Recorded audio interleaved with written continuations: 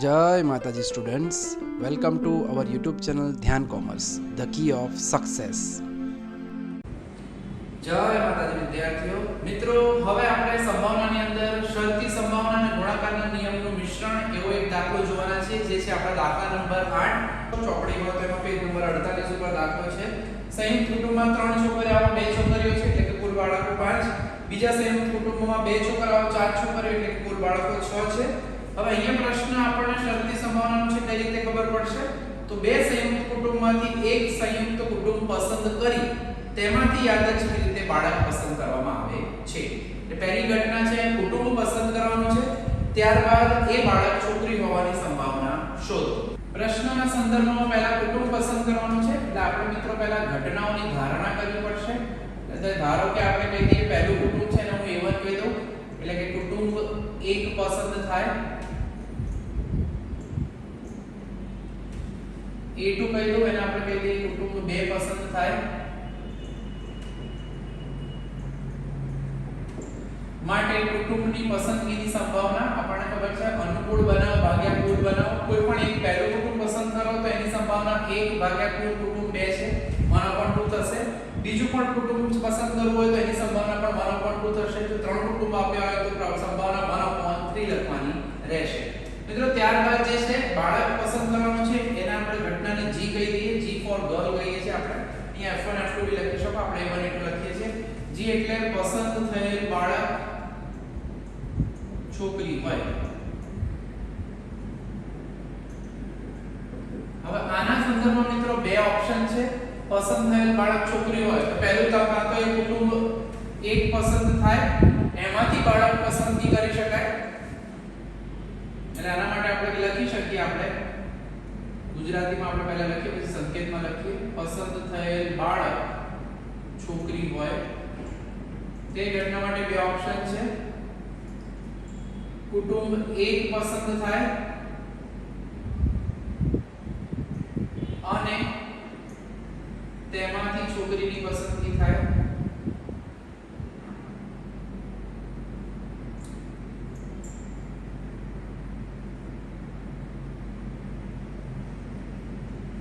અથવા કુટુંબ 2 પસંદ થાય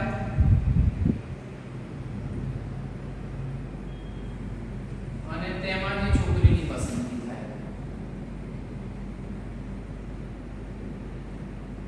તો મિત્રો આ જે છે એના સંદર્ભમાં કુટુંબમાંથી જો પહેલા કુટુંબની વાત કરીએ, કુટુંબ 1 માટે આપણે A1 લખ્યું છે, અને આવે એટલે છેદ લખાય. એટલે કે આની સંભાવનાના સંદર્ભમાં વાત કરવું હોય મિત્રો, આ ઘટનાને લખવું હોય તો આવું લખી શકાય. G બરાબર A1 છેદ G યોગ A2 છેદ G. પસંદગી જે છે એ બહેનોની જે કરવાની છે એની અંદર આપણને આ વસ્તુની એકદમ સિમ્પલ માહિતી આપેલી છે, બરાબર. હવે પહેલા કુટુંબમાંથી પસંદ થાય એના માટે આપણે G1 લખી દઈએ. બીજા કુટુંબમાંથી બાળક પસંદ થાય છોકરી, એને આપણે G2 લખી દઈએ. હવે અહીંયા જ્યારે સંભાવનાના સંદર્ભમાં લખવાનું મિત્રો તો આપણે લખીશું P of G બરાબર P of A1 ઇન્ટરસેક્શન છેદ G1 A2 છેદ G2. અને આપણો જે છે એ ગુણાકારનો નિયમ એવું કહે છે જે ઘટના પહેલી થાય એની સંભાવના લખો, ત્યારબાદ બીજી ઘટનાની સંભાવના G1 જ્યાં A1 અને એ જ રીતે P of A2 અને P of G2 જ્યાં A2 ઘટના ઉદ્ભવી હોય. એટલે આની અંદર આપણે જે પસંદગીમાં મુખ્યત્વે જે છે આ સૂત્રની અંદર અહીંયા 1/2 તો રેડી જ છે. G1 A1 નો મતલબ શું થશે? G1 જ્યાં A1 ઘટના એટલે શું? પહેલા ઘટના જે થઈ હોય નીચે, એટલે કુટુંબ 1 પસંદ થાય તો તેમાંથી છોકરીની પસંદગી કરીએ, છોકરીની પસંદગી થાય. હવે આની સંભાવના મિત્રો શું થશે? તો આપણે આપણા પ્રશ્નની અંદર જોવું પડે. કુટુંબ 1 પસંદ થાય, એમાં છોકરીઓ કેટલી છે? 2. એટલે લખવું પડે 2C1 ભાગ્યા 5C1, એટલે કે 2 ભાગ્યા 5. G2 જ્યાં A2 ઘટના ઉદ્ભવી હોય, એટલે કે પહેલા કુટુંબ નંબર 2 પસંદ થાય તે શરતે અથવા તો તેમાંથી છોકરીની પસંદગી થાય. બીજું કશું નથી મિત્રો, આ થોડું ધ્યાન રાખવું પડે, કારણ કુટુંબની પસંદગી એ અગત્યની શરત છે. એના પછી જ આગળ તમે બાળકી જે છે છોકરી છે એની પસંદગી કરી શકો છો. એટલે કે G2 જ્યાં A2 ની કિંમત છે આપણી સાપેક્ષ એ છે 4 બાળકીઓ 4 છોકરીઓ છે 4C1 ભાગ્યા 6C1 4 ભાગ્યા છે જેને આપણે લખી શકીએ 2 ભાગ્યા 3 માટે હવે છોકરી પસંદગીની વાત કરીએ કોઈ પણ કુટુંબમાંથી થઈ શકે પ્રથમ અથવા દ્વિતીય અહીંયા ફરીથી આ સૂત્ર લખું છું ઉપર જે છે તો તમને યાદ રહેશે આ જે છે આપણી સંભાવનાનો ગુણાકારનો નિયમ છે મિત્રો યાદ રાખજો ખાસ કિંમતો મૂકી દઈએ હવે અહીંયા 1/2 ગુણ્યા 2/5 અને એ જ રીતે 1/2 ગુણ્યા 2/3 એટલે આનો જવાબ આવશે 1/5 અને 1/3 એટલે આને સાદું રૂપ તમે આપો મિત્રો તો 3 * 3 અને 5 8 8/5 તરી 15 તો મિત્રો આ જે છે એનો જવાબ થશે જેની અંદર આપણે શરતી સંભાવના અને આપણા ગુણાકારના નિયમનો ઉપયોગ કરેલો આ મિશ્રિત દાખલો છે હવેના જે દાખલા છે મિત્રો એની અંદર આપણે સ્વતંત્ર ઘટનાઓ એટલે કે જ્યારે એક ઘટના બીજી ઘટના પર આધારિત ન હોય અહીંયા જે આપણે વાપર્યું G1 જ્યાં A1 ઉદ્ભવી ચૂકી છે એની જગ્યાએ સ્વતંત્ર હોય તો P of A1 ગુણ્યા P of G1 એવું લખી શકીએ છીએ તો એવા જે છે એક બે દાખલાઓ જોઈ લઈએ તો મિત્રો હવે જોવાનું છે આપણે દાખલા નંબર 7 જે પેજ નંબર 48 ઉપર જ છે એમાં આપણને માહિતી આપી છે પેટીમાં 2 સોનાના 4 ચાંદીના સિક્કા છે એટલે કે પહેલી પેટીમાં 6 બીજી પેટીમાં 3 સોનાના અને 5 ચાંદીના સિક્કા છે બરાબર ત્યાર પછી આપણને એવું કીધેલું છે અહીંયા ધ્યાન રાખજો મિત્રો સ્વતંત્ર ઘટના છે એવું ખબર કઈ રીતે પડશે આમાં એવું કીધું છે પ્રત્યેક પેટીમાંથી યાદચ્છિક રીતે એક એક સિક્કો પસંદ કરવામાં આવે છે યાદચ્છિક રીતે હવે આમાં એવું નથી કીધું કે કઈ પેટીમાંથી કયો સિક્કો પસંદ કરવાનો કે પહેલા પહેલી પેટીમાંથી ચાંદીનો સિક્કો પસંદ કરો કે પહેલી પેટીમાંથી સોનાનો સિક્કો બરાબર પણ એવું કીધું છે પ્રત્યેકમાંથી એક એક એટલે જો પહેલામાંથી હું ચાંદીનો સિક્કો લઉં તો બીજામાંથી સોનાનો લેવાનો અને એ જ રીતે જો પહેલામાંથી સોનાનો લઈએ તો બીજામાંથી ચાંદીનો સિક્કો પસંદ કરવાનો બરાબર અને પસંદ થયેલા બે સિક્કામાં એક સિક્કો સોનાનો હોય અને એક સિક્કો ચાંદીનો હોય તેની સંભાવના આપણે આ પ્રશ્નની અંદર શોધવાની રહેશે બરાબર હવે સૌથી પહેલું કામ કરવાનું છે આપણે ઘટનાઓના નામકરણ કરી દઈશું બરાબર સૌથી પહેલા સોનાના ગોલ્ડ કહેવાય G1 એટલે પેટી 1 માંથી સોનાનો સિક્કો પસંદ થાય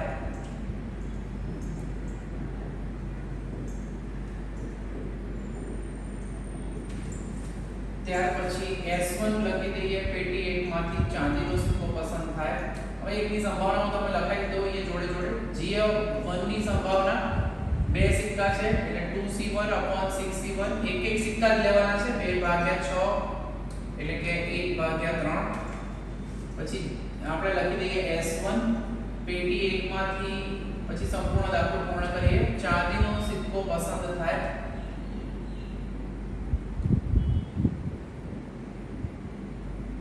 એના સંદર્ભમાં આપણી પાસે છે ચાંદીનો સિક્કા આપણી પાસે 4 છે 4C1/6C1 4/6 એટલે 2/3 ત્યારબાદ G2 એટલે કે પેટી 2 માંથી સોનાનો સિક્કો પસંદ થાય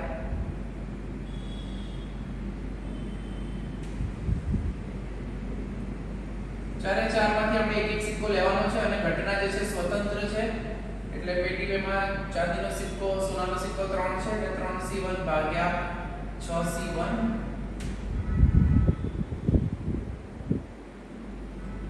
3C1 અહીંયા 8 સિક્કા છે કુલ એટલે 8C1 એટલે 3/8 ત્યાર પછી S2 એટલે કે પેટી 2 માંથી ચાંદીનો સિક્કો પસંદ થાય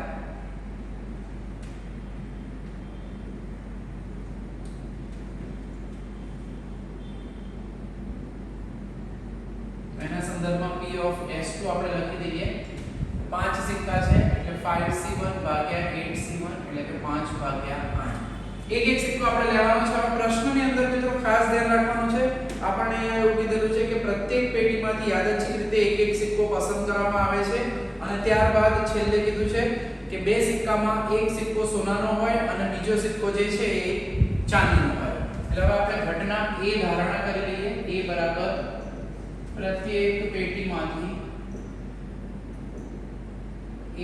એક સિક્કો પસંદ કરવામાં આવે છે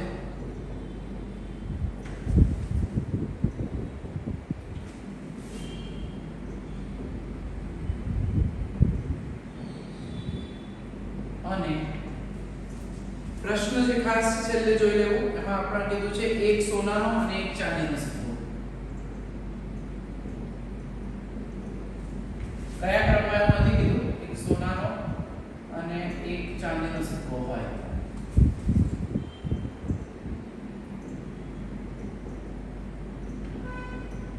બરાબર. તો આ ઘટનાના સંદર્ભમાં કહીએ તો જો મિત્રો આપણે કહીએ અહીંયા A, હવે આપણા ઘટનાઓના નામ તો આપી દીધા છે. જો પેટી 1 માંથી આપણે સોનાનો સિક્કો લઈએ તો બીજી પેટીમાંથી અને કીધું છે બીજીમાંથી ચાંદીનો લેવો પડશે. એ જ રીતે સોનાનો સિક્કો જો ચાંદીનો સિક્કો પહેલામાંથી લઈએ તો બીજામાંથી સોનાનો લેવો પડશે. એટલે આની અંદર સંભાવનાના સંદર્ભમાં વાત કરીએ તો P of G1 intersection S2 યોગ હોય તો વત્તા કરી દઈએ છે S1 ઇન્ટરસેક્શન G2. હવે જો હું સોનાનો સિક્કો લઉં છું બરાબર અને ચાંદીના સિક્કાની પસંદગી એકબીજા પર આધારિત નથી. એટલા આ ઘટનાઓ જે છે સ્વતંત્ર ઘટનાઓ કહેવાય મિત્રો. બરાબર. ચાંદીનો સિક્કો લો સોનાનો સિક્કો લો એની અસર બીજા કોઈ ઉપર પડવાની નથી. બરાબર. તો એના માટે આ સ્વતંત્ર ઘટનાઓ થશે. એટલે G1 ની સંભાવના 1/3 આપણે કીધેલી છે. S2 ની સંભાવના 5/8 છે. S1 એટલે કે એની સંભાવના 2/3 છે અને G2 એટલે કે સોનાની સંભાવના 3/8. એટલે 5/24 થશે. અહીંયા 3 કટ થશે એટલે 2/8. લસા 24 લઈ લઈએ મિત્રો તો અહીંયા 6 એટલે કે 11/24 આપણને જવાબ મળશે. હવે મિત્રો બહુ જ અગત્યનો દાખલો છે જે બે વાર પૂછાઈ ચૂકે છે જુલાઈ 18 અને 24 ની અંદર, જેમાં થોડા રકમમાં નામમાં ફેરફાર કર્યા હતા. પણ કીધું છે કે સંભાવનાનો એક દાખલો તાનિયા, કથન અને કીર્તિને ગણવા આપવામાં આવે છે. તેઓ દાખલો સાચો ગણે તેની સંભાવનાઓ અનુક્રમે 2/3, 3/4 અને 1/2 છે. બરાબર. સૌથી પહેલા તો ઘટનાની ધારણા કરવી પડશે. તો પહેલું જે નામ આપ્યું છે ને આપણે એ કહી દઈએ તાનિયા સાચો દાખલો ગણે.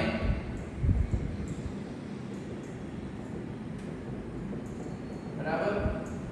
પછી બીજું જે નામ છે તે છે આપણું કથન સાચો દાખલો ગણે.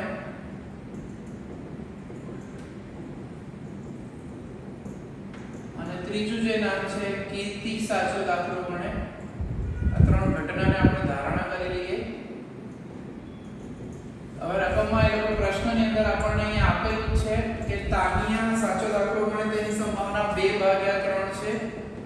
કથન સાચો દાખલો ગણે તેની સંભાવના 3/4 છે અને કીર્તિ સાચો દાખલો ગણે તેની સંભાવના 1/2 છે. બરાબર. હવે માત્ર જે આપણો પ્રશ્ન જોવાનો છે એમાં દાખલો સાચો ગણાય તેની સંભાવના શોધો. હવે દાખલો સાચો ગણાય એની સંભાવનાની અંદર આપણે કાં તો